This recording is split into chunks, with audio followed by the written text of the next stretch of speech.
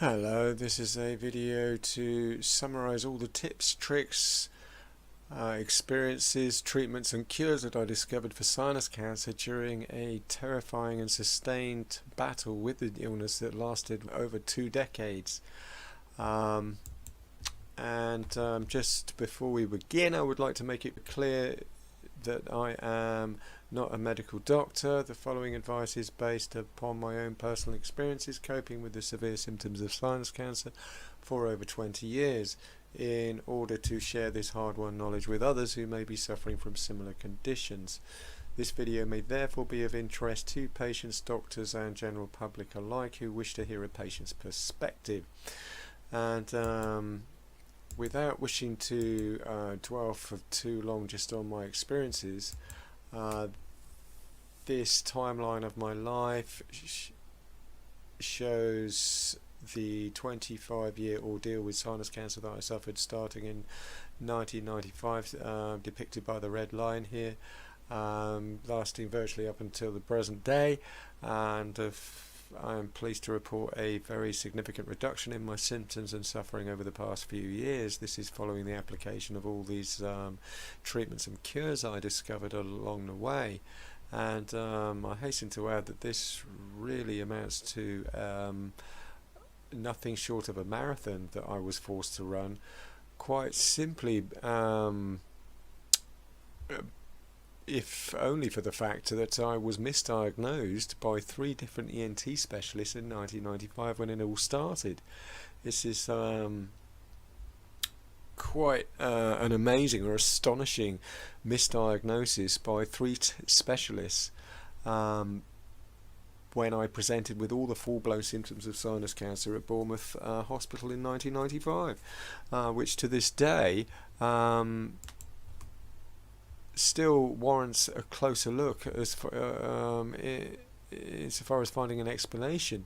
And 3 botched attempts to diagnose by 3 different ENT specialists meant I was abandoned because, and this is my own explanation, the only answers I could come to, really, I mean, given such a drastic failure of the system. Rarity of sinus cancer in younger generation. This is bearing in mind that sinus cancer usually only affects the over 65s and then only very rarely. In other words, to say, yes, it affects the older generation, and to find therefore somebody of 28 years old like I was in 1995 suffering with all the full-blown symptoms of sinus cancer is practically unheard of. Not impossible, but just extremely rare. Now, we have also lost vital knowledge. That is the other option, the other explanation as to how I was misdiagnosed on 3 different occasions. Lost vital knowledge. This is in light of a discovery made recently that, of course, sinus cancer is a very ancient illness. And we should have millions of years of experience, not just diagnosing but also treating it. Now, this is following a discovery that anyone can make using Google. All we have to do is put in this very straightforward question: when did humans start walking upright? And that, of course, should tell us or give us a very clear indication of how long we've been gathering knowledge on the subject of sinus cancer. The answer here is very conservative, I hasten to add. Recent discoveries, archaeological evidence, including bones, etc., have put this figure closer to 7 to 9 million years now. So one thing we know 100% certain at this stage is that we have 7 to 9 million years of knowledge in diagnosing and treating sinus cancer. 100% certain, no doubt whatsoever. So the next question is, well, what on earth has happened to this knowledge? Because how on earth has somebody in 1995, this is after, you know, we've gathered knowledge for 7 to 9 million years, been misdiagnosed on 3 different occasions with one of the most notorious and terrifying illnesses known to mankind. I mean, this is not, I mean, yes, it's a rare illness, but it's also a very, very famous illness, you know, that it's part of mythology and stories dating back, you know, to the various earliest beginnings of time. So yes, we know that we have 7 to 9 million years of experience, hard-won experience on this subject of treating and diagnosing sinus cancer. So this brings me to the next part. Neglected by the medical system, I was put into an ancient category of treatment, left to fend for myself for the next 20 years, providing me with a stark reminder that for 99% or 99.99% of our time on the planet, we have treated sinus cancer without modern medical intervention and without the help of modern medical equipment, such as X-rays, MRIs, CAT scans, and electricity and all this, and hospitals standing on every street corner like we have today. Quite simply, hospitals are a very, very new thing. And yes, I mean, for the vast majority of time on the planet, we never had such a thing. What we did have was knowledgeable doctors, but those doctors worked in their own home environment. They didn't work in a hospital, and they didn't have access to all this equipment that we see today. So that raises the question, well, what has happened to 6 million years or 7 to 9 million years of knowledge on the treatment of sinus cancer and its diagnosis? Which is a question that I have tackled in a number of other videos, and this is obviously shines light on the fact that there is a very serious scam afoot. I won't go into all this now, but please feel free to freeze the screen and have a look at what this is, and there is more videos I've made on this subject, and I shall move on from that. But basically, yes, we have lost huge amounts of knowledge on this subject, and I would just like to go into the symptoms very briefly, what they are, what this is the symptoms I was suffering from, the type of suffering this is that I was forced to endure. This is 1995, a tumour that would manifested in my sinus cavity, left sinus cavity, exacting pressure on my head like so, and all the associated symptoms, which eventually resulted in a mild distortion to my face. This is a elongation of the left, mild elongation to the left side of my face, creating this mild facial distortion 17 years after the first development of the cancer in 1995. And I believe I'm extremely lucky not to have a more serious case of this facial distortion than you can see on the screen at the moment.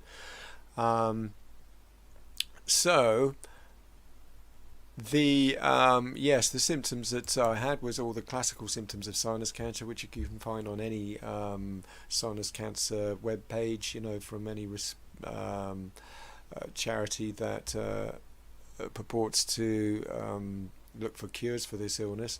This is all the associated symptoms, which all seem to start, you know, and all seem to revolve around this blockage to one side of the nose that doesn't go away. I'd just like to focus on that very briefly, because this does keep resurfacing, and it is the central sort of key feature to these symptoms that doctors would have used thousands of years ago, I believe, to diagnose this disease. Quite simply, the blockage does not go away after about 12 weeks. I have endeavoured, I believe, on this just to shine a light on this subject here. This is reasons for nasal obstructions, flu, colds. You'll get a temporary blockage for a couple of days on one side, switches to the next side, swinging back and flow like a pendulum. Sinusitis follows roughly the same kind of pattern. Polyps slightly different. This is like a swelling in your nose that can swell up and cause a permanent blockage to one side of the head, but that notoriously doesn't last, for more than a few weeks. And of course, if it's running into the 8-12 week timeline, then that's a sure sign it's turning cancerous. And if you're sitting on the 12-week mark and it's been a full-on blockage, I mean intense blockage, you can virtually guarantee 99.999% that's cancer. So doctors will have used this as a rule, thousands of years ago, even millions of years ago, to diagnose sinus cancer. Foreign bodies and particles very easily spotted and noted. So if a pea-sized piece of metal or wood flew up my nose, I would be able to tell my doctor about it. So that is self-explanatory. Now, yes, the point I was just trying to make was that by default I fell into this ancient class, an ancient category of sinus cancer patient that was forced to deal with all the symptoms on my own. Clearly suggesting that yes, for 99.9% of our time on the planet we have treated sinus cancer without the help of modern medical intervention. Clearly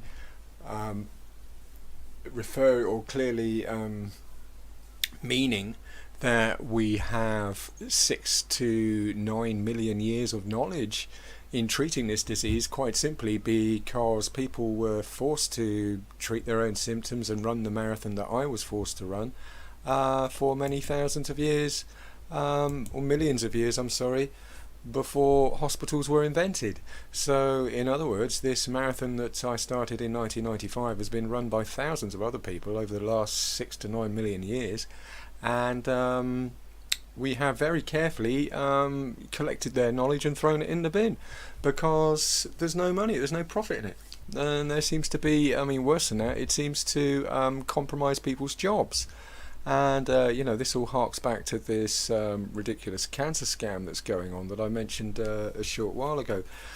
So yes, it's very rare that somebody should finish this marathon like I have, with all the knowledge acquired to reverse the symptoms of this god-awful illness, and have the opportunity to put the information out there on the internet, YouTube, for people in these early stages suffering horribly, horrifically with these early symptoms, to latch hold of and at least stand a small chance of finding on the internet or YouTube as they're trawling through all this information, desperate to find a solution, and give them a chance of survival, give them a chance of reversing their symptoms, take them out of this horrible loop that the medical system puts sinus cancer patients in, simply because they're running this horrible scam and just suppressing cures and keeping patients in the dark, which is nothing more than just, of course, the original kind of terrorism, isn't it? The most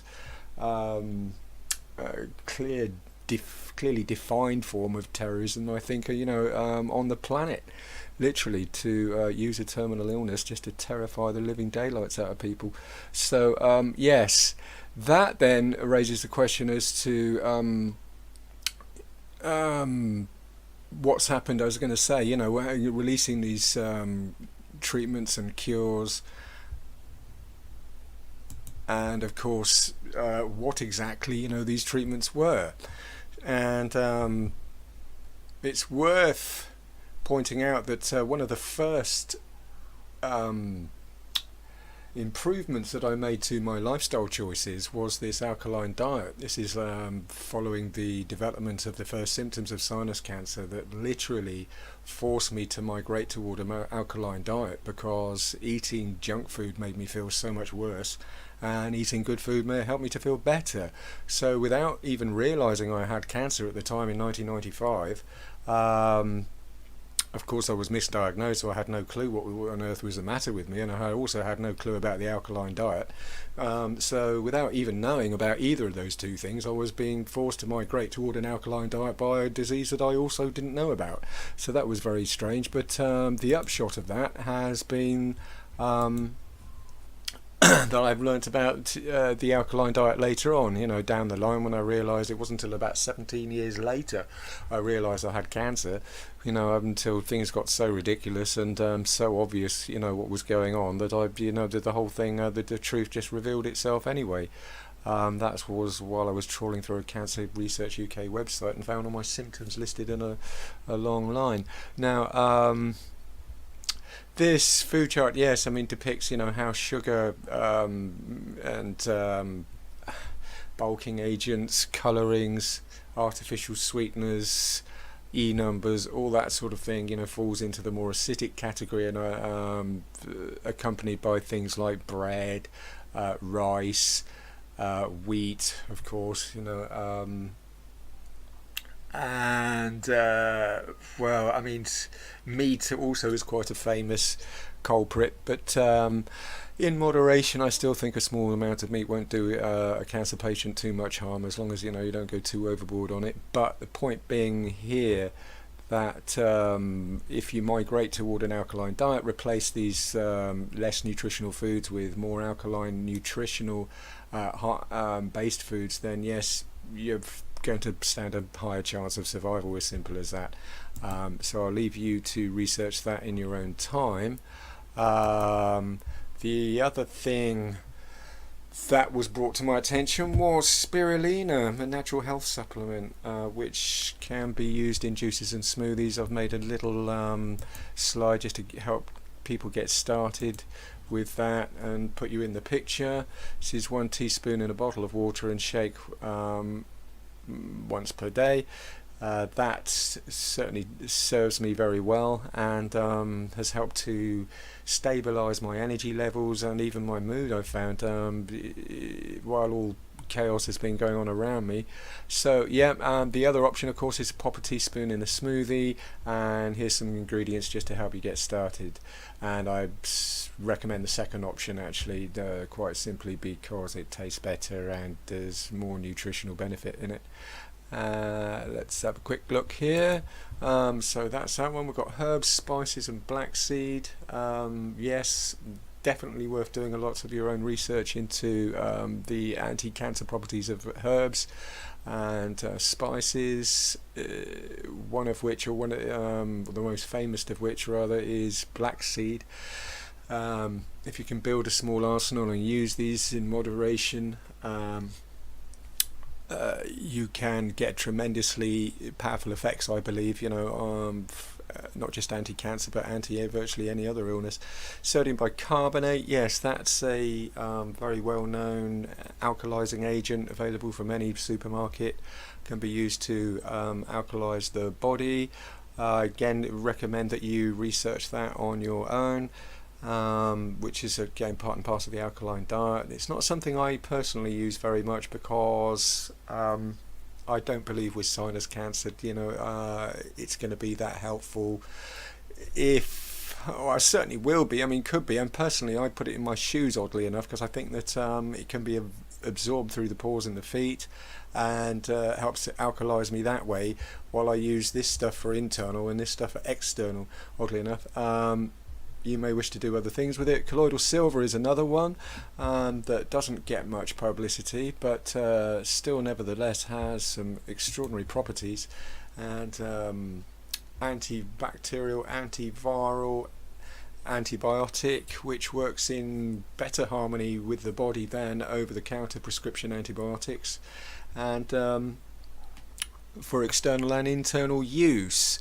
Yes, easy to research, easy to make in your home or in your kitchen. And the interesting part here is that this is antiviral as well as antibacterial, and of course prescription over-the-counter antibiotics are just antibacterial.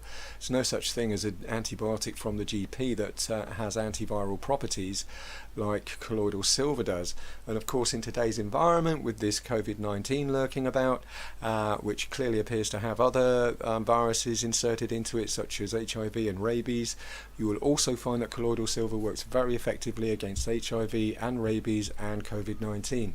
So for that reason, and of course all the associated infections that a cancer patient can get, can also be easily treated using colloidal silver. And I do believe it may even have anti-cancer properties as well, which would be extraordinary. So yeah, can't say enough good things about that at the moment. Oil pulling. Now, yeah, this is another one because I lost the majority of my teeth, over half of my teeth,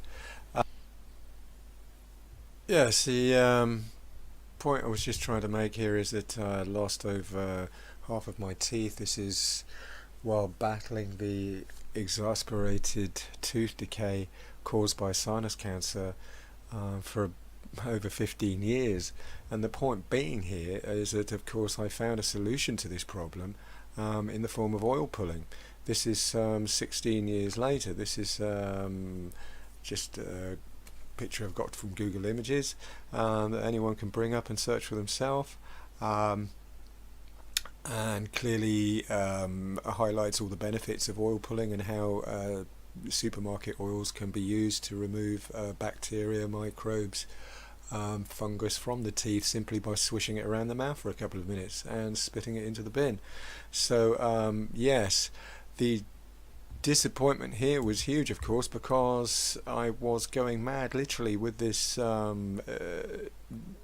exasperated dental decay problem right at the early stages of my development of sinus cancer in 1995-96, literally being driven up the wall by this sensation of maggots in my teeth, which, as I say, resulted in the loss of over half of my teeth over the next sort of 15, 16 so years, and only to find that that around 2015 there was an answer to there was a very simple solution to the problem.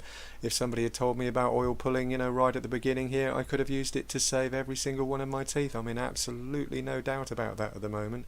So yes, can't say enough good things about oil pulling, which, as I say, seems to work on the principle that plants are virtually sterile by design. For some reason, plants do not have even low levels of bacteria in them, or if they do, it's extremely low, which means by definition, any oil extracted from a plant is also virtually sterile by design, and has been, of course, for millions of years. So that clearly suggests that humans could have used this technique to keep the dentist away and dental problems away 50,000 years ago, 20,000 years ago. It's very feasible. So yes, while it's not more common today, I'll leave you to answer that question. And as I say, extremely disappointing to only find out 16 years down the line there's a very effective way to reverse tooth decay and can help sinus cancer patients enormously, I found. I mean, literally, I have managed it. If you looked at it, just very brief before I move on, you can see how I have been oil pulling here, and you can see how it's cleared stains on my teeth. This was a bigger stain, it's reduced. Had a terrible stain on this one. This was all black, gone back white. So you can literally see that the few teeth I have, are now perfect, which is just very sad. I'm trying not to use the word pathetic, but it's certainly extremely sad, that such a simple technique can be so incredibly effective. And then raises the question, well, why don't we know about it? Well, I mean, of course, the first reason is it keeps dentists in employment, doesn't it? Well, gives them, I mean, they already have employment. Do they need more work? I don't think so. I think it's just greed, to be perfectly honest with you. Dentists will always have employment, of course.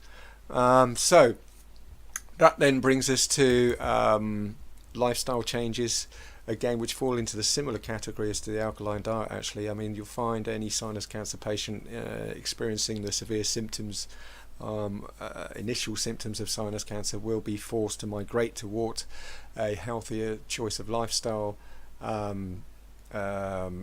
decisions, quite simply because, as I say, the severity of the symptoms forces the patient unwittingly toward healthier choices. And this certainly was true in my case. Lifestyle changes: stay away from dust and pollutants, open the window permanently.